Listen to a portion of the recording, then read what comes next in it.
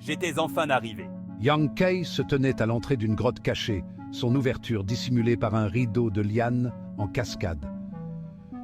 Une légère brume flottait près du sol, ajoutant une aura de mystère.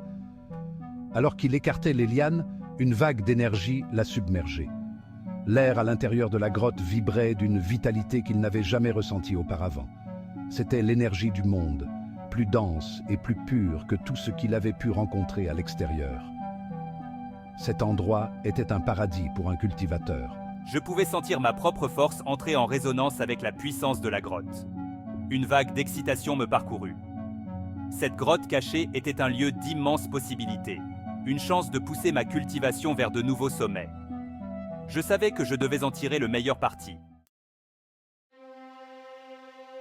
Un bruissement de tissu interrompit les pensées de Yang Kai. Une silhouette émergea des ombres, se découpant sur l'entrée de la grotte.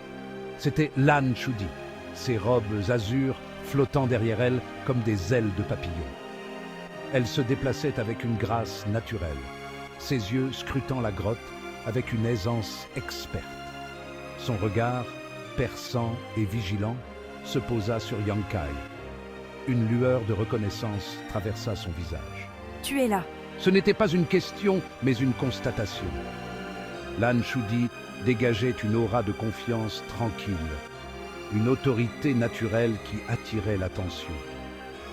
Yang Kai hocha la tête en guise de réponse, sentant déjà qu'elle n'était pas quelqu'un avec qui l'on pouvait jouer. Il sentait qu'elle possédait une force qui contredisait son apparence délicate. Sa réputation d'étoile montante de la secte était amplement méritée. D'autres silhouettes commencèrent à affluer dans la grotte. Un jeune homme grand et musclé à l'allure assurée. Deux sœurs jumelles, leurs mouvements synchronisés et leurs regards vigilants. Un jeune homme nerveux qui semblait incapable de tenir en place, ses yeux parcourant les lieux avec inquiétude. C'étaient les autres disciples choisis pour l'épreuve, chacun apportant ses propres forces et faiblesses au groupe. Je les observais attentivement, jaugeant leur niveau de cultivation et leur personnalité. J'ai reconnu le jeune homme grand comme étant Meng Wei, connu pour sa force brute et son style de combat agressif. Les sœurs jumelles, Xianing et Xiayu, excellaient dans les attaques coordonnées, leurs mouvements s'enchaînant parfaitement. Le jeune homme nerveux, Zhu Hui, était une inconnue. Sa cultivation était banale, mais il possédait un esprit rusé et un don pour sentir le danger. Ensemble, nous formions une équipe formidable, bien que quelque peu disparate. Nous nous déplacerons en groupe. Annonça Lan Shudi, sa voix couvrant les murmures des disciples rassemblés. Cette épreuve n'est pas une question de gloire individuelle. Nos chances de succès seront bien plus grandes si nous coopérons. Son regard balaya le groupe, captant leur attention. Il n'y a eu aucune dissidence, seulement une acceptation tacite de son autorité. Yang Kai se surprit à hocher la tête en signe d'accord. Il était arrivé à la même conclusion. La grotte était clairement remplie d'opportunités et de dangers. Rester groupés, mettre leurs forces en commun, était la seule ligne de conduite logique.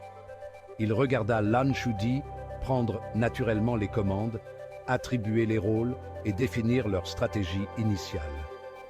Son leadership était naturel, ses décisions précises et réfléchies. Malgré lui, Yang Kai ressentit une pointe de respect pour le papillon azur.